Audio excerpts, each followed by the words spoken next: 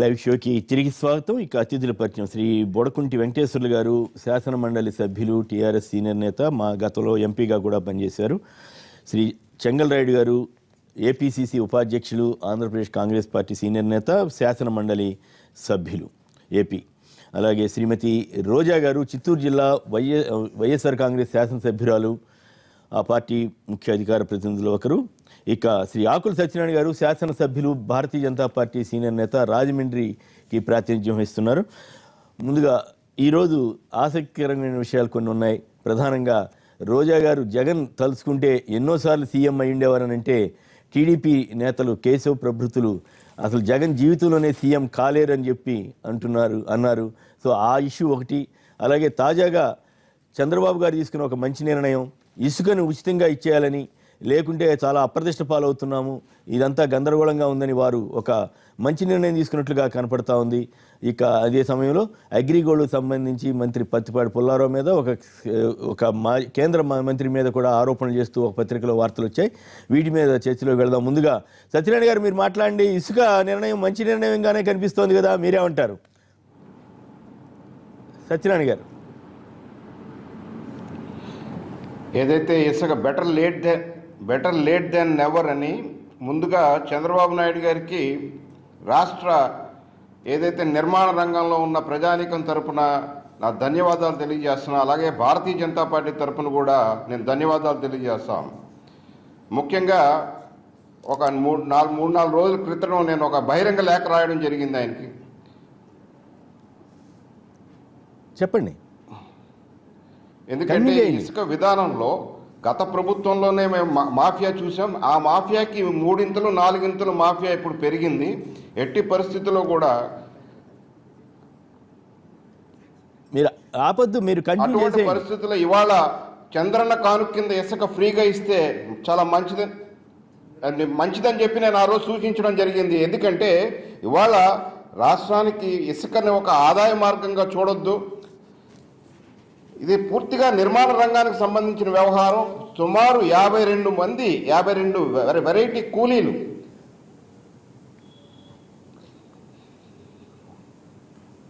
మీరు ఆపక్కర్లేదు. వాళ్ళందరికీ కూడా ఇవాళ ఉపాధి దొరక్క ఏమవుతుంది మనం చూస్తూ ఉన్నాము. ఇసుక ఇది ఆడియో బ్రేక్ అవుతుందండి. లేదు, మాకు వినపడుతుంది, మాట్లాడండి, పర్వాలేదు. రెండవది, ఇవాళ చూస్తే నిర్మాణ రంగంలో కానీ మన రాష్ట్రంలో దిగువ మధ్యతరగతి వాళ్ళు కానీ ఏ విధంగా ఇబ్బందులు పడతా ఉన్నారో నిజంగా కూడా విప్లవాత్మకమైన నిర్ణయం అయింది. చంద్రబాబు నాయుడు గారు తీసుకున్న నిర్ణయానికి మా యొక్క ఫుల్ సపోర్ట్ ఉంటుంది. ప్రజలు అందరూ కూడా దాన్ని హర్షిస్తూ ఉన్నారు. ఎందుకంటే ఇవాళ రెవెన్యూ కూడా లాస్ అవ్వకుండా, నేను కాల్స్తే ఎవరైతే బిల్డింగ్ ప్లాన్ పెట్టుకుంటారో వాళ్ళు ఇన్కమ్ ట్యాక్స్లో టీడీఎస్ రూపంలో మనం కడతా ఉంటాం. అలా కూడా కొన్ని డబ్బులు గవర్నమెంట్ రెవెన్యూ వచ్చేటట్టు చేయొచ్చు. ఓకే, రైట్, మంచి ఆలోచన చెప్పారు. ఏదైనా మంచి లాస్ కూడా పెద్ద ఉండదు. Okay, right. ఓకే, చెంగల్రెడ్డి గారు మీరేమంటారు? సరే, ఇసుకను ఫ్రీగా ఇవ్వటం అనే దాని గురించి ఆహ్వానించదగ్గ విషయం. నేను చాలా అసెంబ్లీ లోపల బయట ఇసుక గురించి చాలాసార్లు మాట్లాడటం జరిగింది. ఒకానొక స్టేజ్లో ఒక పెనగలూరు మండలంలో మీరు ఇసుకలో కూరకపోతారని కూడా నేను చెప్పేశాను. ఇదే పాలసీని మీరు కంటిన్యూ చేస్తే ఇసుకలో కూరకపోతుంది ఈ ప్రభుత్వం అని కూడా మండల మీటింగ్లో చెప్పాల్సి వచ్చింది. ఇప్పుడు నాన్ ట్యాక్స్ రెవెన్యూ ఇసుక నీకు నిర్మాణ రంగం నిర్వీర్యం అయిపోయింది, బాగా దెబ్బతింది అంటున్నారు. ఏమి జరగడం లేదు. లేని దానివల్ల బేల్దారి మేస్త్రులకు పనులు లేదు, లేబర్కు పని లేదు, సెంట్రింగ్ మ్యాన్కు పని లేదు, ఎలక్ట్రీషియన్ పని లేదు, వీళ్ళందరికీ పనులు లేకుండా పోయినాయి. సిమెంటు రేటు కూడా తగ్గించే ప్రయత్నాలు జరుగుతున్నాయి. వాళ్ళు ప్రొడక్షన్ తగ్గిపోయింది. స్టీల్ రేటు ప్రొడక్షన్ తగ్గిపోయింది.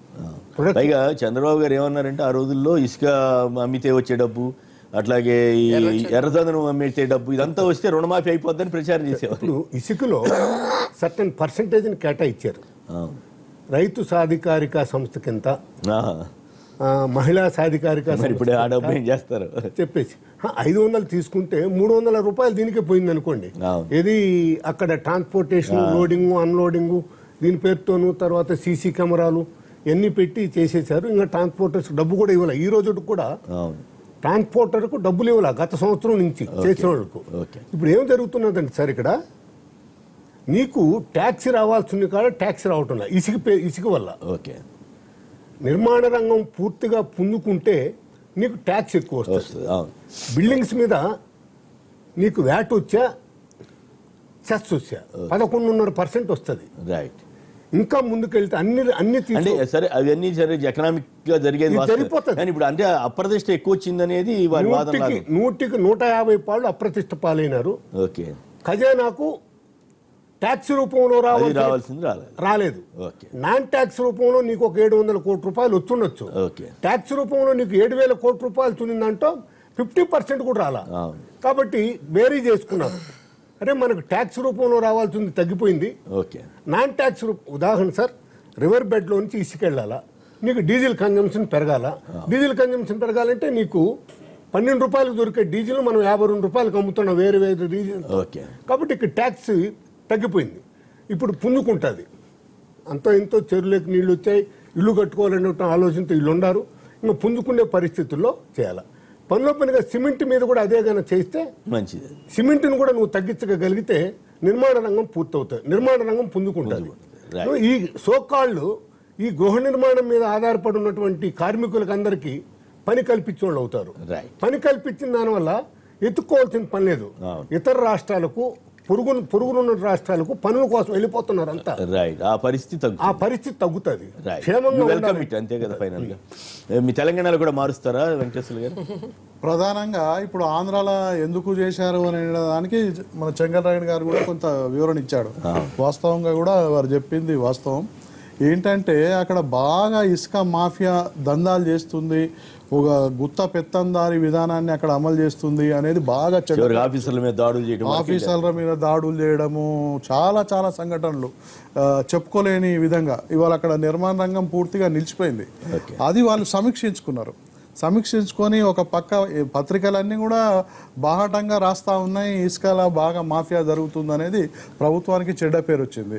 అదర్ సైడ్ ఏమైంది, నిర్మాణ రంగం పూర్తిగా నిర్వీర్యం అయిపోయింది. ఆ రకంగా కూడా వచ్చే ట్యాక్సులు రావడం లేదు. ఎవడన్నా అక్కడ కన్స్ట్రక్షన్ చేయాలంటే భయపడతా ఉన్నాడు. ఆ రకంగా ఏమైపోయిందంటే ఇక దీన్ని అన్ని పునరాలోచించి ఇవాళ ఒక నిర్ణయం తీసుకోవడం జరిగింది. ఆ తీసుకున్న నిర్ణయాన్ని హర్షిస్తాం. ప్రధానంగా ఇక్కడ మా దగ్గర ప్రతి దాంట్లో కూడా ఎక్కడ కూడా దందాలు లేవు. ఎక్కడ కూడా మహబూబ్నగర్ జిల్లాలో దందాలు జరిగిన హైకోర్టు వ్యాఖ్యానించిందిగా. అంటే వాళ్ళు వ్యాఖ్యానించారంటే జనరల్ దీని ఎఫెక్టే దానిపైన ఉన్నది. కానీ ఇక్కడ ఎవరు అట్లా పెత్తందారీ విధానం, మాఫియా ఇట్లాంటి లేదు. ప్రతి దగ్గర కూడా గతానికి ఇప్పటికి మన దగ్గర చూస్తే ఎన్నో రేట్లు ఆదాయం పెరిగింది. ఇక్కడ ప్రతిదీ కూడా స్ట్రిక్ట్ గా ఆఫీసర్స్ కు చెప్పి ఎక్కడ ఏది జరిగినా కూడా ఎవరైనా ఫోన్లు చేసినా కూడా ఇంకా ఎక్కువ చర్య తీసుకోమని చెప్పడం జరుగుతుంది ప్రభుత్వం. అంటే ఎవరిని కూడా ఉపేక్షించేది లేదంటారు. మరి అక్కడ ఫ్రీగా అంటే ఇప్పుడు అక్కడి పరిస్థితుల వల్ల అక్కడ తారాస్థాయికి పోయినాక చేసిన సంఘటన ఇక్కడ ఒక పద్ధతి ప్రకారం నడుస్తూ ఉంది. ఇంకా ఏ రకంగా సంస్కరణలు చేయాలి అనే దానిపైన కూడా ప్రభుత్వం ఆలోచిస్తూ ఉంది. కానీ ఇక్కడ క్లారిటీగా ఇవాళ అందరికి కూడా ఇసుక దొరికే పరిస్థితి. కొందరు కలెక్టర్లు ఈ పాలసీని అపోజ్ చేశారంటే, నేను ఏదో ఒక పేపర్లో చదివా, వాళ్ళకు వచ్చే మామూలు పోతాయని. అదే రైట్. రోజా గారు మీరేమంటారు, హర్షిస్తారా హర్షించరా? నిజంగా చెప్పాలి అంటే ఈ ఇసుక ఏదైతే ఉందో ఫస్ట్ డ్వాక్రా మహిళలకు అప్పచెప్తున్నాం అని చెప్పారు. సో ఒక మంచి పని అనుకున్నాం. కానీ డ్వాక్రా మహిళల పేరు అడ్డు పెట్టుకొని ఏ విధంగా తెలుగుదేశం పార్టీ ఎమ్మెల్యేలు, మినిస్టర్లు 28 మంది దాకా మరి 2,000 కోట్లకు పైగా దోచుకున్నారని ఈనాడులోనే హెడ్లైన్ బ్యానర్ మనం చూసాం. అంటే ఎంత దూరానికి ఈ మాఫియా జరిగిందో మనం కళ్ళారా చూసాం. అండ్ దాన్ని అడ్డుకున్న వనజాక్షిని ఒక శాసనసభ్యుడు కొడితే, ఒక అఫీషియల్ని కొడితే నాన్ బెయిలబుల్ కేసు, ఆమె కేసు పెట్టాక కూడా దాన్ని విచారించకుండా అరెస్ట్ చేయకుండా ఆమెనే సెటిల్మెంట్ చేసిన దాఖలాలు. అంటే ముఖ్యమంత్రి గారి అండతోనే ఈ యొక్క దోపిడీ జరిగిందనేది మనం చూసాం. అండ్ ఎక్కడ చూసినా కూడా ఈరోజు పేదవాడు ఇల్లు కట్టుకోవాలి అన్నా లేదా గవర్నమెంట్ బిల్డింగ్ కట్టాలన్నా కూడా ఇసుక దొరకని పరిస్థితికి తీసుకెళ్లిపోయారు ఈ 22 నెలల కాలంలో. సో ప్రజల్లో చాలా వ్యతిరేకత వచ్చింది. ఈరోజు గ్రౌండ్ లెవెల్ వాటర్ కూడా తగ్గిపోతుంది. ఎక్కడ పడితే అక్కడ ఇష్టానికి వాళ్ళు తీసేయటం వల్ల. సో ఈ రోజు వాళ్ళు తగ్గించాము అంటున్నారు అంటే మరి చేతులు గాలాక ఆకులు పట్టుకున్న రకంగా ఉంది. కానీ నిజంగా వాళ్ళు ఏదైతే అన్నారో ఈ ఇసుకని కానీ లేదా ఈ ఎర్రచందనాన్ని కానీ అమ్మి వచ్చిన డబ్బుతో రైతు రుణమాఫీ చేసేస్తాం, డ్వాక్రా రుణమాఫీ చేసేస్తామన్నారు. రైతు రుణమాఫీ, డ్వాక్రా రుణమాఫీ కాలేదు. కానీ తెలుగుదేశం పార్టీ నాయకులు, ఎమ్మెల్యేలు, మంత్రుల కష్టాలు ఏదైతే అప్పులు ఉన్నాయో అవైతే రుణమాఫీ అయిపోయింది అనేది అర్థమవుతుంది. ఖచ్చితంగా రుణాలు తీరిపోయింది. ఈ రోజు కూడా అది చాలా దిక్కుమాలిన ఆలోచన. వీళ్ళు గవర్నమెంట్ ఒక ఇల్లు కట్టిలేదు 22 నెలలు అవుతుంటే, పేదవాడు సరే వీళ్ళని ఎలాగో కట్టించలేడు మనమన్నా కట్టుకుందాము అంటే కిలో 2-3 రూపాయలు పెట్టుకునే పరిస్థితి అయిపోతుంది ఇసుక. సో ఇలాంటి ఒక దౌర్భాగ్యమైన పరిస్థితిలో నిజంగా చిత్తశుద్ధిగా ఫ్రీగా ఇవ్వాలి అనుకుంటే కొద్దిలో కొద్ది బెటర్. సో మొత్తం మీద ఒప్పుకున్నారు మీరు కూడా, కొద్దిలో కొద్ది బెటర్. కానీ ఎంతవరకు అది ఇదవుతుందో తెలియదు. ఎందుకంటే ఆ ఇసుకను దోచుకునే దాంట్లో వాళ్ళకి ఏ విధంగా ఉత్సాహంగా ఉన్నారో తెలుగుదేశం అఫీషియల్ నే కొట్టే పరిస్థితికి వచ్చారు ఎంఆర్ఓల్ని. అలాంటి వాళ్ళు ఈ రోజు చంద్రబాబు నాయుడు గారు ఫ్రీగా ఇస్తున్నారంటే సైలెంట్ గా ఉంటారని నేను అనుకోవట్లేదు. 25 జీవోలు ఇష్యూ చేశారు ఇసుక విధానం గురించి. ఒక జీవో కదండి, 25 జీవోలు ఇచ్చారు. ఒక జీవోకు పొంతం లేదు. వనరాష్ట్ర గురించి స్వయాన ముఖ్యమంత్రి గారు మా హౌస్ లో మాట్లాడింది. ఆ అమ్మ జ్యూరిస్డిక్షన్ దాటి వేరే సైట్కి వచ్చి పట్టుకోవచ్చునా? ఆయన అట్లా ఉండాల్సింది. ఇప్పుడు చేజింగ్ లో ఉంటారు పోలీసు వాళ్ళు ఏదైనా ఎదురు కనపడుతుంటే మర్డర్ చేస్తే ఊరుకోవన్నట్టు. చేజింగ్ అనేది ఒకటి కాదన్నా. ఆ రోజు జరిగిన రోజు కలెక్టర్ కి తెలుసు, ఎంక్వైరీ చేసి ఉంటాడు కదా సేమ్ డే ఏం జరిగింది, ఎందుకు జరిగిందని. మరి సీఎం గారు వచ్చి ఇంట్లో సెటిల్మెంట్ చేసి మళ్ళీ క్యాబినెట్ మీటింగ్ పెట్టేంత వరకు ఈ గ్యాప్ లో ఆమె బార్డర్ దాటిందని తెలీదా? ఈ రోజే బార్డర్ దాటింది తెలుసా? పరిగెడుతుంటే ఫాలో చేసి అదే అంటున్నా. బార్డర్ దాటుంటే ఆ రోజు కలెక్టర్ ఇచ్చేసి ఉంటారు కదా. ముఖ్యమంత్రి గారు మాట ఆమె జ్యూరిస్డిక్షన్ దాటి ఆమె చేయొచ్చునా? ఆమె చేసింది పెద్ద తప్పు.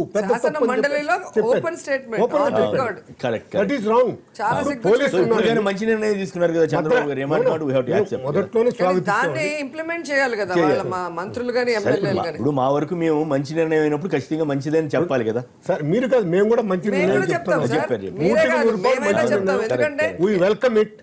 రిస్టోర్ చేశారు. పాత పద్ధతిని మీరు తీసుకొస్తానని చెప్తున్నారు. 2 రోజుల్లో నిర్ణయం తీసుకుంటానంటున్నారు. మార్చి 16 నుంచి ఇంప్లిమెంట్ చేస్తా ఉంటున్నారు. మీరు ఈ మధ్యలో ఎన్ని జీవోలు ఇస్తారో, అది ఎట్లా తిరుగుతుందో చూడాలంటారు. గంగరాజు గారు భీమవరం నుంచి లైన్లో ఉన్నారు. గంగరాజు గారు నమస్కారం, మాట్లాడండి.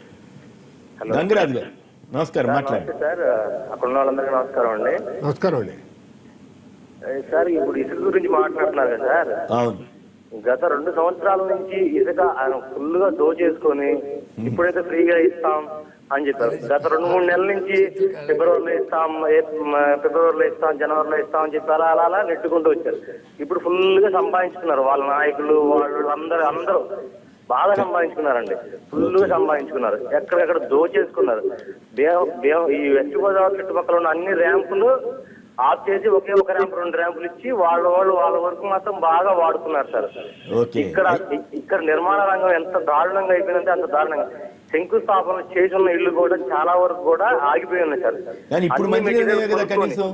గంగరాజు గారు ఇప్పుడు తీసుకున్న దాన్ని నిర్ణయాన్ని కనీసం స్వాగతించాలి కదా సార్. ఈ ఉచిత పాలసీలో ఇంకెన్ని లోపాలు ఉన్నాయో మనకు తెలియదు కదా సార్. అది తెలియదు కదా సార్. అది కరెక్ట్, అది పాయింట్ కరెక్టే. కానీ కనీసం విధానపరమైన నిర్ణయాన్ని హర్షిద్దాం అంటున్నా. అంటే చంద్రబాబు నాయుడు గారు ఎన్నికల ముందు ఎన్ని నిర్ణయాలు తీసుకున్నారు, ముఖ్యమంత్రి అయ్యాక 5 సంతకాలు పెట్టి 5 సంతకాలు గాల్లో ఎలా కలిసిపోయి మనకు తెలుసు. సో చేసేసినంత మాత్రం గొప్పది అని చెప్పలేము. అది ఇంప్లిమెంట్ అయినప్పుడే దాన్ని గొప్పది అని చెప్పి మనం కూడా హర్షిస్తాం. ఎందుకంటే నా నియోజకవర్గంలో నాకు ఇసుక ర్యాంపులు ఉన్నాయి, కుశస్థలి నది మొత్తం ఉంది. అలాగే అన్ని మండలాల్లో విపరీతంగా ఆ పార్టీ వాళ్ళు మేము పార్టీకి ఖర్చు పెట్టాం, పార్టీకి గెలవడానికి ఖర్చు పెట్టామని చెప్పేసి దోచేసుకుంటున్నారు. చివరికి గవర్నమెంట్ బిల్డింగ్స్ కట్టడానికి ఇసుకలేని పరిస్థితి, ఇల్లు కట్టుకోవడానికి పేదవాళ్ళకి ఇసుకలేని పరిస్థితి. ఎందుకంటే కళ్ళారా చూసాం కాబట్టి చెప్తున్నాం, ఏదో తెలియకుండా చెప్పడం కాదు.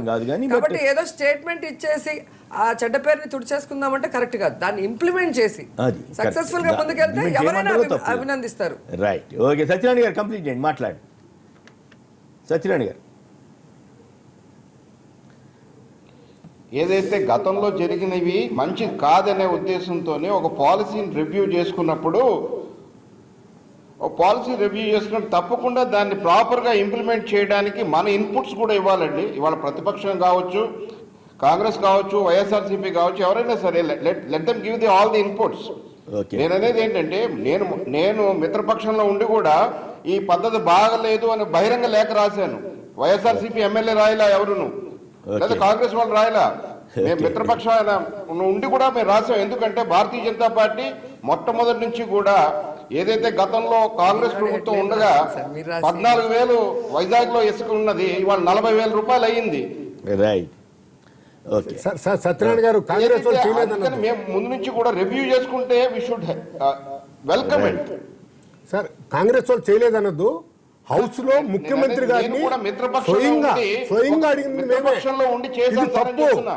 తప్పు అని చెప్పాం. Right, okay. రంగారావు గారు అమలాపురం నుంచి లైన్ లో ఉన్నారు. రంగారావు గారు నమస్కారం, మాట్లాడండి.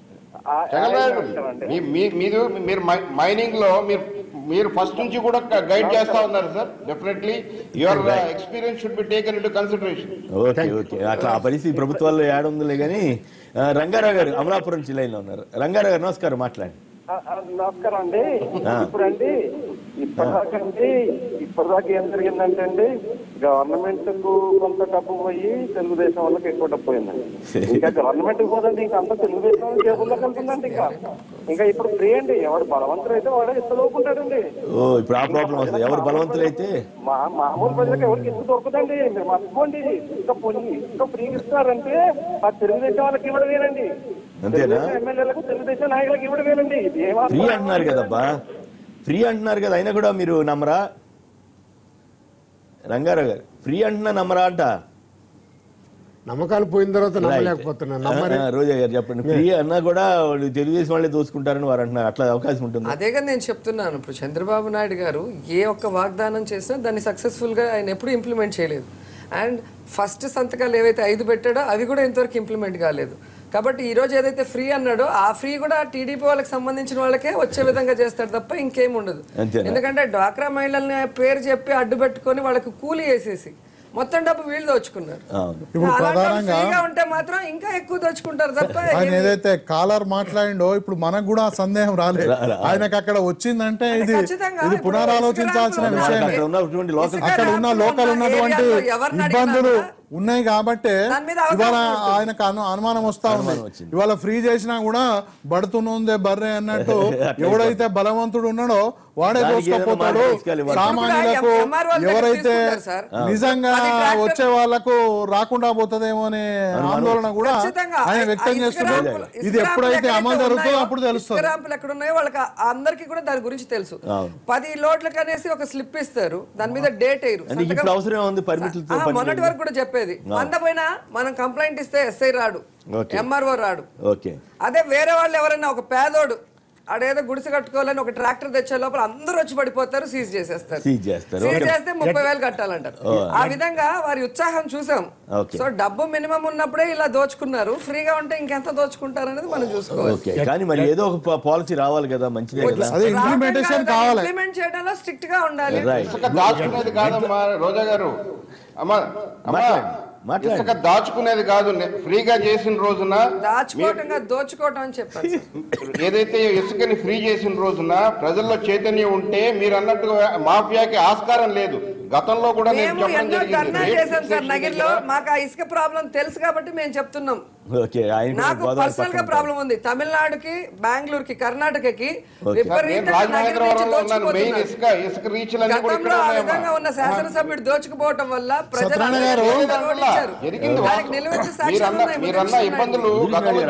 అందుకనే ఇప్పుడు కూడా వాళ్ళు చేసేదానికి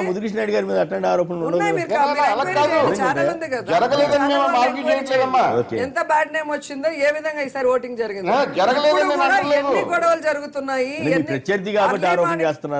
అందుకే మీకు ఛానల్ ఉంది కదా, మీరు ఎంక్వైరీ చేసుకోండి. నేను చెప్పింది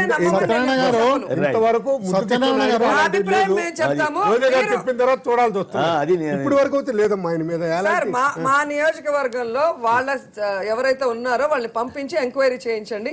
ఈసారి ఆయనకి ఎందుకు ఓటమైందో దాంట్లో మెజారిటీ భాగం ఎందువల్ల తెలుసుకుంటాం. ఓన్లీ బికాస్ ఆఫ్ ఇసుక బెంగళూరు సంపాదించారు. కిషోర్ గారు గుంటూరు నుంచి లైన్లో ఉన్నారు. కిషోర్ గారు ఎంక్వైరీ చేసుకోండి. కిషోర్ గారు హలో, నమస్కారం అండి గోపనేని గారు. నమస్కారం, మాట్లాడండి ప్లీజ్. అయ్యా, నేను దయించున్నాను, క్షమిస్తాను. ఇప్పుడు ఈ ఇసుక మాఫియా సార్ నాళ్ళ పాటు మీకోసం ట్రై చేస్తానని ఇవాళ దొరికింది. ఇప్పుడు ఇది ఈ సబ్జెక్టు అప్రస్తుతమే, కానీ నేను దయించి నేను ఒక్క మాట అడుగుతున్నాను మిమ్మల్ని.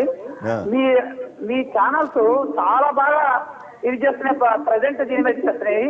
మొన్న ఈ పారిశ్రామికవేత్తలు తీసుకున్న ఒక బాకీని ఎగ్గొట్టడం గురించి చెప్పారు, చాలా బాగుంటది.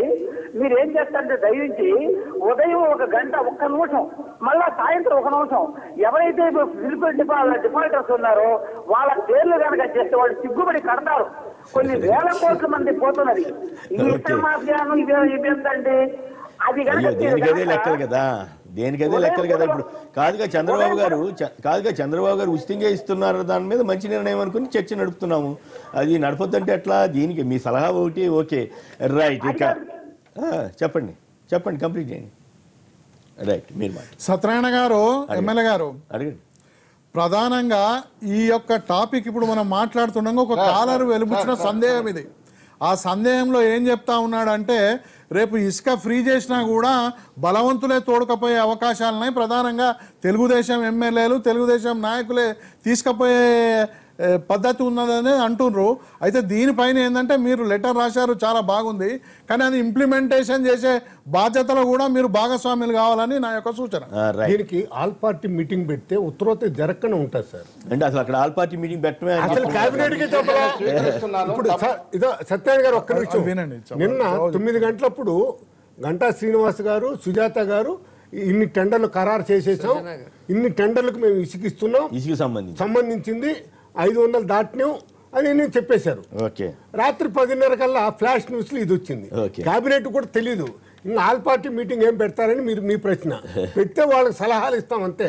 మా సత్యనారాయణ గారు ఉన్నారు బీజేపీ నుంచి, ఆయన దాంట్లో పన్నుండాడు ఇసుక మీద జరిగే అవకతవకలు. అంతో ఇంతో ఇసుక గురించి నాకు తెలుసు.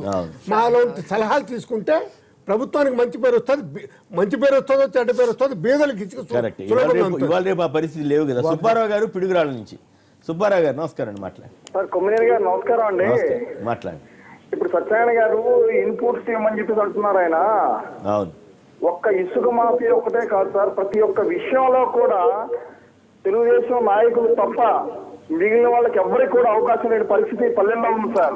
దయచేసి సత్యనారాయణ గారిని అది తొంగి చూడమని చెప్పేసి మేము రిక్వెస్ట్ చేస్తున్నాం సార్. ఇన్పుట్స్ ఇవ్వడానికి కూడా ప్రతిపక్షాల వల్లనే కనీసం గడప దగ్గర కూడా రానిటువంటి పరిస్థితి ఉంటే ఇన్పుట్స్ ఏమిస్తారు సార్? రాజధాని నిర్మాణం కానీ, లేకపోతే ఇంకొక కార్యక్రమాలు కానీ, పుష్కరాలు కానీ, ఇంకోటి కానీ ఏ ప్రతిపక్ష నాయకుని కూడా దగ్గరగా రాని దాఖలు ఉన్నాయి మనకి. అలాంటప్పుడు వాళ్ళు ఇన్పుట్ ఇచ్చుకోవడానికి వాళ్ళకి అవకాశం ఏముంటుంది? ఎందుకు సుబ్బారావు నిన్న కృష్ణరాజు గారు ఆయన ఎవరు శ్రీనివాసరాజు గారు అంట, బీజేపీ జిల్లా అధ్యక్షుడు, వారు డైరెక్ట్గా చెబుతున్నారు అసలు బీజేపీ వాళ్ళని కూడా దగ్గరికి రానివ్వట్లేదంట. ఈయనేదో మిత్రపక్షంగా ఉన్నాం కానీ మొత్తం మా కేంద్రం ఇచ్చేదాన్నంతటినీ కూడా వాళ్ళు ప్రచారం చేసుకుంటున్నారు. అసలు ఈ కింద స్థాయిలో వచ్చే లబ్ధిదారులందరూ కూడా వాళ్ళే టీడీపీ వాళ్ళని పెట్టుకుంటున్నారు కానీ మమ్మల్ని దగ్గరికి కూడా రానివ్వట్లేదని వాళ్ళే ఆరోపణ చేశారు. సరే, ఇక అది వాళ్ళ సంబంధాలకు సంబంధించిన ఇష్యూ, ఇక దాంట్లోకి మనం ఇప్పుడు వెళ్ళక్కర్లేదు. కానీ ఇక మరి రోజా గారు ఒక విషయం చెప్తున్నారు. సత్యనారాయణ జవాబు చెప్పాలి. సత్యనారాయణ గారు ఏముందండి, మీరు సలహా ఇచ్చారు, రైట్, చెప్తాను. సత్యనారాయణ గారు మీరు ఏమైనా మాట్లాడతారా? సత్యనారాయణ గారు ఏదైతే ఉందో ఇవాళ ఒక డెసిషన్ ని రివ్యూ చేసుకున్న రోజున, అదే నేను చెప్తున్నానండి, అది ఇవాళ అనుమానాలు లేకపోతే ఒక పాలసీ ఇవాల్వ్ చేసేటప్పుడు ఇబ్బందులు ఉండే అవకాశాలు మీ పెద్దలు చెప్పిన నేను పరిగణలోకి తీసుకుని తప్పకుండా రిప్రజెంట్ చేసి ఆల్ పార్టీ మీటింగ్ కావచ్చు, లేకపోతే ఎక్స్పర్ట్స్, ఇప్పుడు చెంగల్రాయుడు గారికి మైనింగ్లో ఉన్న ఎక్స్పీరియన్స్ అందరికీ తెలుసు, లేకపోతే మిగతా ప్రతిపక్షంలో ఉన్న నాయకులు కొంతమందికి ఇసుక మీద అవగాహన ఉంది. ఇందాక రోజా గారు చెప్తా ఉన్నారు వారి కాన్స్టిట్యున్సీలో ఏం జరిగింది అనేది. అది మొత్తం ఈ 2 ఏళ్లలో ఏం జరిగిందో ఇబ్బందికరంగా ఉంది అన్న విషయంలోనే మేమందరం కలిసి భారతీయ జనతా పార్టీ, మేము మా అధ్యక్షులు హరిబాబు గారు కానీ మేమందరం కూడా గతంలో ఒకసారి రిప్రజెంట్ చేయడం జరిగింది. తర్వాత మొన్న నేను చేసిన ఈ ప్రయత్నానికి అక్కడ రెస్పాన్స్ వచ్చింది కాబట్టి మేము హర్షం వ్యక్తం చేస్తున్నాం. ఇది ప్రాపర్గా ఇంప్లిమెంట్ చేయడానికి మాతో పాటు మేమందరినీ కూడా పిలిస్తే బాగుంటుందని మా ఉద్దేశం కూడా. మీకే దిక్కు లేదని మీ కేంద్ర మాజీ మంత్రిను మీ జిల్లా పార్టీ ప్రెసిడెంట్ చెప్పారు కదా, అందువల్ల సమస్య సరే తర్వాత మీరు తెలుసు సార్. ఇవాళ రోజా గారి విషయం మేము మాత్రం కూడా అక్కడ అడగకపోతే కలిసినట్టున్నారు. నేను రోజా అనేది గారి- దిక్కు దిక్కు రోజా గారి దిక్కుమాల అనేది సస్పెన్షన్ ఎప్పుడు విషయంలో కూడా మాత్రం I'm not a pessimist. కాదు సత్యనారాయణ గారు, I'm not a రోజా గారి pessimist, సస్పెన్షన్ I'm విషయంలో మాత్రం optimistic. విష్ణుకుమార్ రాజు గారు వాళ్ళు ఏదడితే చెప్పినట్టున్నాడు చూడబోతే. టీడీపీ వాళ్ళు టీడీపీ వాళ్ళు ఏదడితే చేసినట్టున్నాడు రోజా గారి సస్పెన్షన్ విషయంలో. ఆ కమిటీ అట్టాడు సార్. ఏమండి మీ సస్పెన్షన్ విషయంలో మీరు ఎట్లా ఫీల్ అవుతున్నారు? మొత్తం ఏమవుతుంది అనుకుంటున్నారు? ఫైనల్ గా మీ కమిటీ కూడా తీర్మానం చేసిందంట. ఆల్మోస్ట్ మీ మీద ఇంకా కఠిన చర్య తీసుకోవాలనుకుంటున్నారు. భారతదేశ చరిత్రలోనే ఏ అసెంబ్లీలో జరగనటువంటి తప్పు ఏదో ఆంధ్రప్రదేశ్లో జరిగిపోయినట్టు, మేమో కొడాలి నాన్న మేము ఎవరం కూడా అసెంబ్లీకి రాకూడదు అన్నట్టు ప్రవర్తిస్తున్నారు తెలుగుదేశం పార్టీ వాళ్ళు. నేను ఒకటే అడుగుతున్నాను, పక్క వాళ్ళకి నీతులు చెప్పేటప్పుడు 10 ఏళ్ళు ప్రతిపక్షంలో మనం ఏం చేసామనేది కూడా గుర్తుపెట్టుకోవాలి. ఎప్పుడు కూడా ప్రతిపక్షం అనేది ప్రజల పక్షాన ఉంటుంది. సో ప్రజల సమస్యలు చెప్పేటప్పుడు అభ్యంతరకరమైన భాష ఎక్కడా మాట్లాడలేదు. అందుకే శ్రీకాంత్ రెడ్డి గారు క్లియర్ గా అడిగారు, ఏదైతే మీరు విజువల్స్ రిలీజ్ చేశారో వాయిస్ రాకపోతే సబ్ టైటిల్స్ వేసి మీరు దాన్ని పోలీస్ కేసు ఇద్దాము, ఎవరు తీసాడు వీడియో ఆ ఒరిజినల్ వీడియో తీసుకొచ్చి ఫోరెన్సిక్ ల్యాబ్ పంపిద్దాం. రోజా గారు మాట్లాడారో లేదో తెలుస్తుంది, మేము రెడీగా ఉన్నాం కదా. సబ్ టైటిల్ చేశారు అంతే, మీ వాయిస్ కాదు, అందుకే చెప్తున్నాము. సో మీరు సైబర్ క్రైమ్ కంప్లైంట్ చేయండి అంటే ఇంతవరకు కంప్లైంట్ చేయలేదు. మండల బుద్ధప్రసాద్ గారు కాస్త బుద్ధిమంతుడు అని పేరు కదా, ఆయన కూడా ఎట్లా చేస్తారు? ఎవరైనా తెలుగుదేశం పార్టీకి వెళ్తే అంతేనండి, తల వంచాల్సింది. అది విష్ణుకుమార్ రాజు అయినా ఎవరైనా. అండ్ ఈ రోజు మేము మాబోటాలను చాలా స్పష్టంగా చెప్పాం, మిమ్మల్ని సస్పెండ్ చేసిన తీరు చాలా అభ్యంతరకరంగా ఉంది. కనీసం మీకు అవకాశం ఇవ్వకుండా మీ వాయిస్ 5 నిమిషాల ముందే స్పీకర్ గారు ఎవరు అభ్యంతరకరంగా మాట్లాడినా తీసేస్తారన్నారు. మళ్ళీ 5 నిమిషాల్లో మీ మీద తీర్పు ఇచ్చేశారు. నేను 2 months వెయిట్ చేశాను గౌరవంగా, సరే ఏదో ఆవేశంలో జరిగింది నా మీద కోపంతో మార్చుకుంటారని. అవ్వలేదు. మళ్ళీ నేను కోర్టుకు వెళ్ళాను. కోర్టుకు వెళ్ళిన తర్వాత కోర్టులో ఆర్గ్యుమెంట్స్ జరుగుతూ అసెంబ్లీకి నోటీసులు ఇచ్చి కౌంటర్ ఫైల్ చేయమంటే గబ 3 మీటింగ్లు చేసేసారు దీనికోసం, ఈ తీర్మానం కోసం. అంతకుముందు ప్రివిలేజ్ అన్ని నోటీసులు లైన్ గా. స్పీకర్ గారికైనా చంద్రబాబు గారికైనా మీ మీద నా మీద ఎప్పుడూ కోపం లేదు. మరి ఎవరికి ప్రెషర్ స్పీకర్ గారిని చూస్తేనే అర్థమవుతుంది కదా. స్పీకర్ గారిది ఏమీ లేదు. ప్రతి ఒక్క విషయం కూడా ఆయన అనౌన్స్ చేసేటప్పుడు మీరు వీడియో క్లిప్పింగ్స్ చూస్తే ఆ సెక్రటరీ సత్యనారాయణ ఎవరు ఉంటారు ఇన్ఛార్జ్, అతను వచ్చి స్లిప్ ఇచ్చాకే ఆయన అనౌన్స్ చేయడం జరుగుతుంది. ఒక అత్యున్నత స్థానంలో ఉన్న స్పీకర్ కూడా ఒక ఫ్రీడమ్ లేకుండా ఆ విధంగా చేస్తున్నారు. ఎందుకంటే ఈ రోజు బోండా ఉమ్మ గారు ఇదే అసెంబ్లీలో మిమ్మల్ని పాతేస్తాను నరికేస్తాను అంటే మేము ప్రివిలేజ్ మూవ్ చేస్తే ఇంతవరకు వాళ్ళని ప్రివిలేజ్ కమిటీ ముందుకు పిలవలేదు. కానీ ఈ రోజు పీతల సుజాతది నిన్న వచ్చింది, అనితది మొన్న వచ్చింది, లైన్ గా నోటీసులు వస్తానే ఉన్నాయి. నాకు ప్రతి రోజు వస్తున్నాయి. వీళ్ళు ప్రివిలేజ్ రోజుకొకటి ఇస్తుంటారు కదా, అవన్నీ ఇప్పుడు కంటిన్యూస్ గా ఎందుకు తట్టుకోలేదు? నేను తప్పు చేయనప్పుడు నేను భయపడాల్సిన అవసరం లేదు. అసెంబ్లీలో కానీ అసెంబ్లీలో బయటలో కానీ మీరు నన్ను ఎన్నేళ్లుగా చూస్తున్నారు? ఆల్మోస్ట్ 10-12 ఏళ్లుగా చూస్తున్నారు. ఈ రోజు నేను కటువుగా మాట్లాడతాను తప్ప ఎప్పుడు కూడా తప్పుగా మాట్లాడలేదు. సమస్య మీద పోరాడతా తప్ప పర్సనల్ గా నాకే గొడవ. అంతకుముందు మీరు సభలోకి రావడానికి ముందు బయట మాట్లాడారు, మీడియా ముందు చాలా బాగా మాట్లాడారు. ఏదో ప్రమాదంగా ఉందేమో తీసి మిమ్మల్ని తప్పించేయాలి ఇక్కడి నుంచి. ఆ రోజు వాయిదా తీర్మానాల్లో సెక్స్ రాకెట్, ఇది కాల్మనీ సెక్స్ రాకెట్ లో నాదే ఫస్ట్ పేరు. నేను వాయిదా తీర్మానం ఇస్తే 2 రోజులు నేనేమంటానంటే, ఇప్పుడు మామూలుగా సస్పెండ్ చేయాలి అంటే ప్రివిలేజ్ మూవ్ చేస్తారు, దాన్ని ప్రివిలేజ్ కమిటీకో ఎథిక్స్ కమిటీ. బీజేపీ ఆయన కూడా మద్దతిస్తున్నాడు. ఆ రోజు ఆయన అన్నాడు కదా, ఉరిశిక్ష చేసే వాళ్ళకైనా కూడా చివరి కమిటీలో ఎట్లా సపోర్ట్ చేశాడు. చేయాల్సిన పరిస్థితి, పనులు జరగాలంటే ఏం చేయాలి మరి? అదే నేను అంటున్నాను, ప్రివిలేజ్ కమిటీకి మూవ్ చేసి అక్కడ అన్ని తేలిన తర్వాత. కానీ ఆ రోజు చంద్రబాబు నాయుడు గారు స్టేట్మెంట్ ఇవ్వగానే నెక్స్ట్ సెకండ్ నన్ను కట్ చేశారు అంటే వాళ్ళకి ఎంత భయం ఉంది అనేది మనం తెలుసుకోవాలి. అదే అసెంబ్లీలో రిషితేశ్వరి విషయంలో ప్రభుత్వాన్ని ఇరుకున పెట్టాను నేను, కాబట్టి వాళ్ళకి ఆ భయం ఉంది. మరి సీక్రెట్ కెమెరాలు, సీక్రెట్ మైకులు ఏమైనా పెట్టుకొని మాకు ఇబ్బంది లేదు. ఏమి పెట్టినా కూడా మమ్మల్ని ఏం చేయలేరు. మేమేం అక్కడ వాళ్ళతో పర్సనల్ గొడవలు లేదు, ప్రజల సమస్యలు మీద మేము అక్కడికి వెళ్ళాం. కేవలం ఒక మహిళ అడిగేదానికి ఆన్సర్ చెప్పలేక, అంగన్వాడీ విషయంలో అట్లాగే, డ్వాక్రా విషయంలో అట్లాగే, కాల్మనీ సెక్స్ రాకెట్, నేను విమెన్ ఇష్యూస్ మెయిన్ గా మాట్లాడతాను, వేరే ఇష్యూస్ కూడా పోను. వాటికి ఆన్సర్ చెప్పలేక రోజా రాకూడదు అసెంబ్లీలో కంటే అంతకన్నా సిగ్గుచేట ఏమన్నా. స్పీకర్ గారు చేరిని మనం ఏమనకూడదు. అక్కడ కూడా మీరు వాళ్ళు అన్న చోట నేను స్పీకర్ గారు చేయి కట్టుకొని నా బాధ చెప్పుకుంటుంటే ఆమె తిట్టానంటారు. నా ధైర్యం మీకు మీకు తెలుసు, తిట్టాలంటే నేరుగానే తిడతాను. వెనక్కి తిరిగి తిట్టాల్సినంత తిట్టాలనుకుంటే నేరుగానే తిడతాను, భయపడాల్సిన అవసరం లేదు. అక్కడ ఆమెతో తిట్టాల్సిన అవసరం నాకేముంది? ఆమెకి నాకు పర్సనల్ గొడవ జిల్లా కాదు, పాపం బదనాం చేసి ఆవిడ గురించి బ్యాడ్ గా సబ్ టైటిల్స్ వేసి ఈరోజు జనాల్లో ఆవిడ తిరగకుండా ఆవిడ పేరు తీసేశారు. వాళ్ళ పేరు తీసి వీళ్ళ నీచ రాజకీయాల కోసం అట్లా చేసి ఉండాల్సింది కాదు, అది గౌరవంగా అనిపిస్తుంది సార్. ఇప్పుడు ప్రివిలేజెస్ లో ఈయన ఒక కమిటీకి చైర్మన్ చేశారు, నేను కమిటీకి చైర్మన్ చేశాను. మా రూల్ బుక్ వాళ్ళ రూల్ స్లైట్ గా డిఫరెన్సెస్ ఉన్నాయి.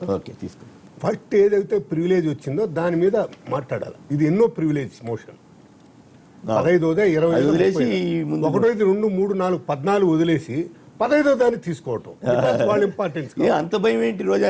వాళ్ళ ఇంపార్టెన్స్ కాబట్టి రామోజీరావు లాంటి వాళ్ళే ప్రివిలేజ్ మోషన్ ఎదుర్కోవాల్సి వచ్చింది.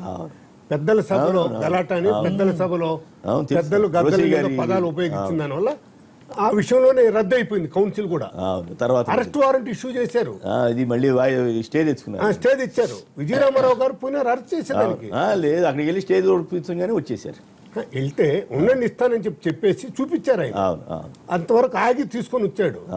ఇప్పుడు ఏది ప్రయారిటీ అనేది కూడా లేకుండా ప్రయారిటీ బేస్డ్ గా వాళ్ళని తీసుకో. దీనివల్ల ప్రభుత్వానికి చెడ్డ పేరు వస్తుంది కానీ మంచి పేరు రెండోది ఆన్ రొటేషన్. మంచి పేరు ఉంటే కదా. Okay, right. ఒకవేళ రోజా గారు అభ్యంతర గారు మాట్లాడితే చర్య తీసుకోవచ్చు, తప్పులేదు. కానీ ఈ రకంగా ఏదో కక్ష సాధించే విధంగా ఆవిడ మీద చేయటం మా బోటాళ్ళు కూడా నచ్చలేదు. జనానికి అందరికీ, ప్రజాస్వామ్యవాదులకు అందరికీ ఇది నచ్చదని ఆశ్చర్యం వేసింది. దీన్ని 5 నిమిషాల్లో సస్పెండ్ ఎట్లా చేస్తారు? ఆవిడకి అవకాశం ఇవ్వాలి. అయితే మీరు క్షమాపణ చెప్పనన్నారట కదా. ప్రజాస్వామ్య ముసుగులో నియంత్రణ క్షమాపణ చెప్పనన్నారు. తప్పు చేయనప్పుడు క్షమాపణ చెప్పాల్సిన అవసరం ఏముంది అంటున్నాను. మొత్తం ప్రొసీడింగ్స్ ప్లే చేయండి, ఆల్ పార్టీ పిలుచుకోండి. బయట నుంచి కూడా కాంగ్రెస్ ఉంది, లోక్ సత్తా, అందరినీ పిలవండి. మొత్తం మార్నింగ్ నుంచి ఈవినింగ్ వరకు ప్లే చేయండి. నాది ఏదైనా అభ్యంతరకరం ఉందా నాకు శిక్షించండి, వేరే ఎవరిదైనా అభ్యంతరకరంగా ఉందా వాళ్ళని శిక్షించండి. అంతేగాని 2 క్లిప్పింగ్లు చూపించి సబ్ టైటిల్స్ వేసి ఏదో అనేసానంటే ఇన్నేళ్లుగా 12 ఏళ్లుగా ఎవరిని ఏమన్నా దాన్ని సడన్ గా ఈ రోజు ఎందుకంటానో కూడా చెప్పాలి కదా. ఇప్పుడు ఒక చిన్న విరామం తర్వాత మరి జగన్ కి అసలు సీఎం అయ్యే యోగం ఉందా లేదా? దీని మీద చెప్పండి. జగన్ గారికి అసలు జీవితంలోనే సీఎం అవడనేమో తెలుగుదేశం నాయకుడు కేసు అంటున్నారు, మీరేమో అసలు ఎన్నోసార్లు అయిపోయాడు అంటున్నారు. మరి ఆయన తలుచుకుంటున్నాడా లేదా? అసలు పరిస్థితి ఏంటి? ఈరోజు పయ్యవాళ్ళ కేసు కనీసం తన సొంత నియోజకవర్గంలో ఎమ్మెల్యేగా కూడా గెలవలేనాడు, దొడ్డిదారిన ఎమ్మెల్సీగా వచ్చి ఈ రోజు జగన్ గారిని మాట్లాడటం అనేది చాలా బాధాకరం. ఎందుకంటే ఈరోజు జగన్ సొంత పార్టీ పెట్టుకొని అజెండాతో జనాల్లోకి వెళ్ళి 67 సీట్లు గెలుచుకోవడం అనేది మామూలు విషయం కాదు. సో అలాంటి వ్యక్తిని మీరు సీఎం జీవితంలో కాలేరు అంటే అదేమన్నా జోష్యం, ఏమైనా జ్యోతిష్కుడు అయ్యాడు ఈ మధ్య కొత్తగా, నాకైతే అర్థం కాలేదు. అండ్ రెండవది, ఆ రోజు చంద్రబాబు నాయుడు కూడా జగన్ గారి లాగా ఎన్టీఆర్తో విభేదించినప్పుడు కొత్త పార్టీ పెట్టి కొత్త ఎజెండాతో ప్రజల్లోకి వెళ్ళింటే ఆయన సత్తా ఏంటో వీళ్ళకి తెలిసుండేది. వెన్నుపోటు పొడిచి పార్టీ లాగేసుకొని ఈరోజు ప్రతి ఒక్కరికి కూడా మీకు రాజకీయం లేదు, మిమ్మల్ని రాజకీయంగా భూస్థాపితం చెప్తామనేది పిల్ల చేష్టల్లాగా అనిపిస్తున్నాయి. అండ్ రెండవది, మొన్న కూడా మీరు చూస్తే జగన్ గారు నిజాయితీగా జనాల్లోకి వెళ్ళాడు, వాళ్ళ అభిమానం పొందాడు. కానీ మీరు ఈరోజు జనాల అభిమానంతో గెలిచామంటారు. నిజంగా జనాల అభిమానంతో గెలిస్తే మీకు పవన్ కళ్యాణ్తో ఏం అవసరము, మోడీతో ఏం అవసరము? జగన్ గారు పార్టీ పెట్టిన కొత్తలో తాను ఎంపీగా వాళ్ళ తల్లి ఎమ్మెల్యేగా కంటెస్ట్ చేసేటప్పుడు మతోన్మాద పార్టీలతో జగన్ జత్తు కట్టాడు అనేసి ఎంత గందరగోళం చేశారో మనం చూసాం. అంటే జగన్ గనక పొత్తు పెట్టుకుంటే అది మతోన్మాద పార్టీ, ఈయన పొత్తు పట్టుకుంటే మాత్రం అది మంచి పార్టీ, ఇది పొలిటిక్స్ అంటారు. అది ఎంతవరకు బీజేపీ వాళ్ళకి ఇష్టమైన కలిశారు, నేనేమంటలేదు, వాళ్ళు పెట్టుకున్న వల్ల నాకు ఇబ్బంది లేదు. నేను అనేది వేరే వాళ్ళు పెట్టుకుంటే ఒకలాగా, పెట్టుకుంటే ఈ రోజు కూడా మీరు చూస్తే జగన్ గెలవడని ఏ ఇదిలో మీరు చెప్పగలరు అంటున్నాను. ఈ రోజు కూడా నేను నైతికంగా జగన్ గారే ముఖ్యమంత్రి అని చెప్తాను. ఎందుకంటే ఈ రోజు పవన్ కళ్యాణ్కి జిల్లాకు ఒక 50,000 ఓట్లు తీసినా కూడా 13 జిల్లాలకు ఎంత వస్తుంది? అలాగే బీజేపీకి జిల్లాకు ఒక 50,000 తీసేయండి, 13 జిల్లాలకు ఎంత వస్తుంది? ఆ రెండు కలిపితే జగన్ గారికి వచ్చిన ఓట్ల ముందు చంద్రబాబు నాయుడు గారు ఓట్లు ఎన్నో ఒకసారి మీరు ఆలోచించాల్సిన అవసరం ఉంది. కాబట్టి ఈరోజు వాళ్ళు ఏదో చెప్పేస్తే లేదా ఒక 5 మంది ఎమ్మెల్యేలను ఇక్కడి నుంచి అక్కడికి తీసేసుకొని వెళ్ళిపోతే పార్టీ పడిపోతుందంటే అమాయకత్వం.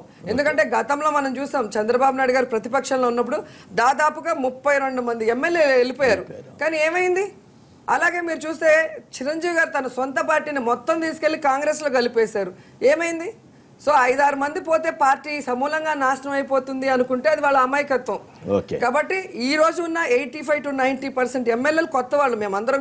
మేమందరం జగన్ గారి నాయకత్వం మీద నమ్మకంతో రాజశేఖర రెడ్డి గారు చేసిన గొప్ప పనికి ప్రజలు ఆశీర్వదిస్తే ఎమ్మెల్యేలు నిజంగా వాళ్ళకి ధైర్యం ఉంటే ఈ రోజు తీసుకున్న వెళ్ళిన వాళ్ళకి చెప్తున్నారు కదా, మేము అభివృద్ధి చూసి వెళ్ళాం. ఆ అభివృద్ధి జరుగుంటే వచ్చిన 5 మందితో రిజైన్ చేయించి ఎన్నికలకు వెళ్ళండి. కాదుగా ముద్దుకృష్ణ రెడ్డి గారు వాళ్ళు ఏమన్నారంటే మీ 60 మంది రిజైన్ చేసి మీరే వెళ్ళండి, అప్పుడు గెలిచి తప్పు చూద్దాం అంటున్నారు. అదే అంటున్నాను. వయసు అయ్యే కొద్దికి వాళ్ళకి మతిస్థిమితం అని వచ్చిందేమో నాకు అర్థం కాలేదు. కానీ ఒకసారి మేము అభివృద్ధి చేసాం, ప్రజలు మమ్మల్ని ఈరోజు సపోర్ట్ చేస్తున్నారు అని మీరు అంటున్నారు. మీరు ఇచ్చిన సలహాని మేము స్వాగతిస్తున్నాం. 62 మంది కాదు ఎంపీలతో కూడా మేము రాజీనామా చేయిస్తాం. మరి మీరు రాజీనామా చేసి ప్రజాక్షేత్రంలోకి రండి. ఈ 22 నెలల్లో మీరు ప్రజలకి ఏం చేశారు, రాష్ట్రానికి ఏం చేశారో ప్రజలు మీకు ఆన్సర్ ఇస్తారు. మీ ఫేస్ వాల్యూ ఏంటి, మీ అభివృద్ధి ఏంటి అని ఇస్తారు. అంతేగాని ప్రపంచంలో ఎక్కడా జరగనటువంటి విధంగా మీరు తప్పు చేసి మీరు ఎమ్మెల్యేలు కొనేసి నైతిక విలువలు లేకుండా చేసి మేము రిజైన్ చేయము, మీరు రిజైన్ చేసి మొత్తం 62 మంది మళ్ళీ గెలుస్తారో లేదో చూద్దాం అనటం దిగజారుడు రాజకీయాలు. కాబట్టి ఒక ఛాలెంజ్ విసిరేటప్పుడు, ఒక సలహా ఇచ్చేటప్పుడు అది వాళ్ళు కూడా మమ్మల్ని పాటించమంటే మేము రెడీగా ఉన్నాం. చంద్రబాబు గారు నిన్న ఏమన్నారు, రాజకీయాలు విలువలు పాటించేది నేను కూడా అని చెప్పారు కదా. ఏం విలువలు పాటించడం? వెన్నుపోటు పొడిచి ఎన్టీఆర్ దగ్గర నుంచి పార్టీ ఎట్లా అవుతుంది? టెక్నికల్ గా చూస్తే అది డెమోక్రటిక్ ఎలా అవుతుంది? డెమోక్రసీలో ఆయన మెజార్టీ ఎమ్మెల్యేలు ఆయన వెనక్కి వచ్చారు. ఎవరిని చూసి ఓటేశారు అది వేరే విషయం. ఎవరిని చూసి ఓటేసారు మీలాంటి పెద్దవాళ్ళు. నేను చెప్పే టెక్నికల్ గా వెన్నుపోటు అనేది మీ రాజకీయ పదం, కానీ టెక్నికల్ గా చూస్తే న్యాయాలు మన రాజకీయాల్లో ఇప్పుడు ఆయన మామగారు కదా అంటే అభివృద్ధి అసలు నీకు పార్టీకి నీకేం సంబంధం? కాంగ్రెస్ నుంచి వచ్చాడు చంద్రబాబు నాయుడు, సొంత అల్లుడని పెట్టుకుంటే ఈయన వీధి తిరిగి ఊరూరు తిరిగి ఆయన చరిష్మాతో ఆయన పార్టీ నిలబడ్డాడు కదా చంద్రబాబు గారు చేయటం ద్వారా. ఏంటి వాళ్ళని మోసం చేసి వాళ్ళ కుటుంబ సభ్యులను మోసం చేసి అలాంటి మీరు ఇప్పుడు సమర్థిస్తే రేపు ఇదే ఒక సాంప్రదాయంగా మారుతుంది. సంప్రదించడం కాదు, వాదన చెప్తున్నా. నేను అంటున్నా టెక్నికల్ గా ఇది కరెక్ట్ అంటే ఇవాళ అరుణాచల్ ప్రదేశ్ లో బీజేపీ ఏం చేసింది, ఫిరాయించిన వాడికి ముఖ్యమంత్రి పదవి ఇచ్చింది, ఆయన రుజువు చేసుకున్నాడు. దానికి వాటిని మీలాంటి సమర్థించడం కాదు. టెక్నికల్ గా చంద్రబాబు గారు టెక్నికల్ గా రైట్, మోరల్ గా రైట్ కాదు అనేది రైట్ కాదు అంటున్నారు. అది మీ ఇష్టం. మీరు వైస్రాయ్ హోటల్లో పెట్టి మీటింగ్లు పెట్టి సూట్ కేసులు ఇచ్చి ఎన్టీఆర్ మీద చెప్పులేసి ఆయన ఎందుకు ఆ రోజు ప్రజాస్వామ్య పరిరక్షణ యాత్ర పెట్టారుగా? ప్రజాస్వామ్య పరిరక్షణ యాత్ర ప్రజాస్వామ్య విలువల్ని కూలీ చేస్తున్నారు కాబట్టి అలాంటి వాళ్ళకి విలువలు ఉన్నాయని మీరు చెప్పడం కరెక్ట్. ఎప్పుడైనా ఒక సింబల్ మీద గెలిచిన తర్వాత సింబల్ మీద ఉండాలి. మారినప్పుడు రిజైన్ చేసి వెళ్ళండి, మాకేం అభ్యంతరం. ఎవరైనా ఏ పార్టీ అయినా కూడా. కుమ్మినేని గారు మొట్టమొదటిసారిగా జగన్మోహన్ రెడ్డిని లోపల చూడటం తెలుగుదేశం వాళ్ళ ఊరికి ఇష్టం లేదండి. ఇష్టం లేదు. ఎందుకంటే దరిదాపులేకి వచ్చేసినాడు అనేటువంటిది ఒకటి ఉంది. వాళ్ళకి అంచుల దాకా వచ్చి అధికారం అంచుల దాకా వచ్చి పంచులోడు కొట్టుకొని వచ్చేసారనే విషయం ఆ అమ్మకు కూడా తెలిసింది. ఇంకొక విషయం, మీరు మతోన్మాదులతో కలిసినారనేటువంటి మతోన్మాదులు మీ దగ్గరికి వచ్చి కలిచారు. కాకినాడ అదాని గారు వచ్చేసి జగన్మోహన్ రెడ్డి గారితో మాట్లాడి వాళ్ళకి ఏదైనా 10 సీట్లు తక్కువ ఇస్తే మేము మీకు ఇస్తామని చెప్పేసి కూడా మీరు చెప్పుండారు. ఎన్ని నగ్న సత్యాలు. మీరు ఇప్పుడు కూడా మీరు కలిసే ప్రయత్నంలోనే ఉన్నారు. అవసరం అయితే కలుపుకునేందుకు ఆయన ఉన్నాడు. అవసరం అయితే ఇంకొక విషయం ఏంటంటే మోడీనా ఇప్పుడు హర్యానాలో నాదేళ్ల ఎందుకంటే జగన్ గారు పార్టీ పెట్టిన కొత్తలో కూడా వాళ్ళ మాట అన్నా కూడా ఆయన ఎప్పుడు కూడా మేము బీజేపీతో కలుస్తామని చెప్పలేదు. మీరు ఖండించండి అమ్మా. అదాని గారు వచ్చి కాకినాడలో కలిసారు అనేది కూడా చెప్పండి సార్. రామోజీరావు గారు కూడా కలిసారు సార్. కలిసి మాట్లాడితే ఎక్కడో తప్పు కాదు, కానీ ఆయన సిద్ధాంతపరంగా కలవలేదు, కలుస్తానని కూడా చెప్పలేదు. నాదేళ్ల భాస్కరరావు గారిని హౌస్ లో చూడటం ఎన్టీఆర్కి ఇష్టం లేదండి. అప్పుడు నాదేళ్ల భాస్కరరావు గారు మీరు వెన్నుపోటు అంటారో లేకపోతే టెక్నికల్ గా ముఖ్యమంత్రి అయినారు. ముఖ్యమంత్రి అయిందని అద్వానీ గారు ఖండించారు. ఇది పద్ధతి మంచిది కాదు. ఆయన కూడా వచ్చి పబ్లిక్ మీటింగ్ లో అడ్రస్ చేశారు. ఆంధ్రప్రదేశ్ చేశారు. వాజ్పేయి గారు అక్కడ ఖండించారు. అదే పార్టీ హర్యానాలో బలపరిచింది కదా. ఈ రాజకీయాల్లో అట్లయిపోయినాయి. నాదేళ్ల భాస్కరరావు అసెంబ్లీలో జగన్ మీరు వద్దు అనుకుంటే మీరు ఎన్నికలకు వెళ్ళిపోండి, రద్దు చేసుకోండి, చేసుకొని ఎన్నికలు గెలవండి. అవకాశం ఉందా లేదా జగన్? కేశవ్ గారు జగన్ కి అసలే అవకాశం లేదనడం తప్పైనా. ఎప్పుడు రాజకీయాల్లో ఎప్పుడేం జరుగుతుంది అనేది తెలియదు. ఇవాళ అసలు చంద్రబాబు నాయుడు కంటిన్యూగా సీఎం ఉంటాడనే కూడా అనుకున్నారు, కానీ రాజశేఖర రెడ్డి గారు సీఎం అయ్యాడు.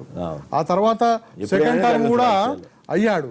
ఎప్పుడు రాజకీయాల్లో ఎవరు ఏమైతారనేది చెప్పడం, ఆయన ఏదో అసలే కాడు జగన్ అనేది తప్పు. కానోడి 67 సీట్లు వచ్చినాయంటే అది మామూలు విషయం కాదు. కరెక్ట్. సత్యనారాయణ గారు మాట్లాడు. సత్యనారాయణ గారు మాట్లాడు. సత్యనారాయణ గారు హలో, చెప్పండి. జగన్ ఉన్నాను సార్. మాట్లాడితే మతోన్మాద పార్టీ అని మాట్లాడుతా ఉన్నారు. ఈ రోజు దేశంలో ఏ విధమైన ఎన్డీఏ గవర్నమెంట్ పార్టీ అన్నారు. చంద్రబాబు నాయుడు గారు గతంలో అన్నమాట చెప్తున్నారు. గతంలో జగన్మోహన్ రెడ్డి గారు పార్టీ పెట్టిన కొత్తల్లో అన్నారు ఎంపీగా కంటెస్ట్. అప్పుడే కదా, అంత ముందు కూడా మోడీ అనలేదు. మోడీతోనే సరే, అయినా కూడా వాడు కలిసారు వీడు కలిసారు, దాన్ని మనం ఏం చేస్తాం? మీరు కాకపోతే ఎవరైనా ఫస్ట్ అది ఖండిస్తా ఉన్నాను. రెండవది, వాళ్ళ పార్టీల పరంగా చూస్తే గతంలో మీరు తెలుగుదేశంలో ఉన్నారు, ఇప్పుడు వైఎస్ఆర్సీపీలో ఉన్నారు. సో ఈ పార్టీ ఈ వాల్స్ ఏమి గోడలు పెద్ద గట్టిగా లేవు, అంతా కూడా లూజ్. ఇవాళ మొన్న తెలుగుదేశంలో ఉన్న వాళ్ళు ఇవాళ వైఎస్ఆర్సీపీలో మెజారిటీ ఎమ్మెల్యేస్ ఉన్నారు. రైట్. కాంగ్రెస్ లో ఉన్న ఎమ్మెల్యేలు ఎంపీలు కూడా ఇవాళ తెలుగుదేశం పార్టీలో ఉన్నారు. నేను అనేది ఏంటంటే ఇవాళ అట్లీస్ట్ మరి టైం సరిపోద్ది అప్పుడు. సార్ సాక్షాత్తు చంద్రబాబు నాయుడు గారు గోద్రా ఇన్సిడెంట్ అప్పుడు ఇతను ముఖ్యమంత్రిగా పనికిరాడు, ఆంధ్రాకి వస్తే ఉరి తీస్తాను అన్నారు సార్. హైదరాబాద్. సూర్యప్రకాష్ గారు తెలుగుదేశం నేత లైన్ లో ఉన్నారు. సూర్యప్రకాష్ గారు గుడ్ మార్నింగ్ అండి. అక్కడ అందరికీ గుడ్ మార్నింగ్. మాట్లాడండి. మేడం, రోజా గారు పయ్యావల కేశవ్ గారు ఏమన్నా జ్యోతిష్కుడా అంటున్నారు. జగన్మోహన్ రెడ్డి గారు జ్యోతిష్కుడా అండి. సంవత్సరం లోపల గవర్నమెంట్ పడగొడతా, నేను అధికారంలోకి వస్తా, మీరు నాకు 21 మంది టచ్ లో ఉన్నారని జగన్మోహన్ రెడ్డి గారు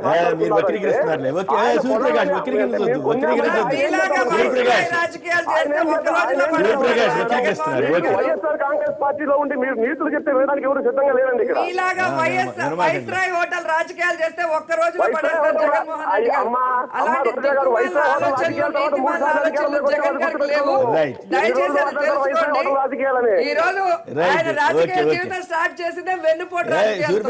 సూర్యప్రకాష్ గారు మీరు వక్రీకరిస్తున్నారు. నేను మొత్తం ఫాలో అయ్యాను, అది వేరే విషయం. కానీ ఆవిడ రోజా గారిని అసెంబ్లీలోనే ఉంచే దానికి ఆధారపడుతున్నారు కదా టీడీపీ వాళ్ళు.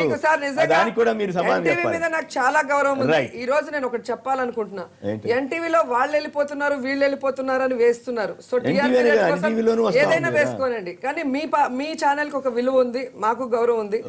ఒకరు వెళ్తున్నారని మీరు వేసినప్పుడు వాళ్ళు వెళ్ళట్లేదని వాళ్ళు ఖండించినప్పుడు అది వేయట్లేదు, అది ఒక బాధాకరం. అండ్ వెళ్ళిన వాళ్ళకి నైతిక విలువలు లేకుండా చేసినప్పుడు వాళ్ళని కూడా మీరు మాట్లాడాల్సిన అవసరం ఉంది. అంతేగాని జగన్ గారిని ఒక్కరినే టార్గెట్ చేసినాక చెయ్యొద్దని ఎవరిని ఎవరు టార్గెట్ చేసి చంద్రబాబు అది మంచిది కాదు. అవును కరెక్ట్.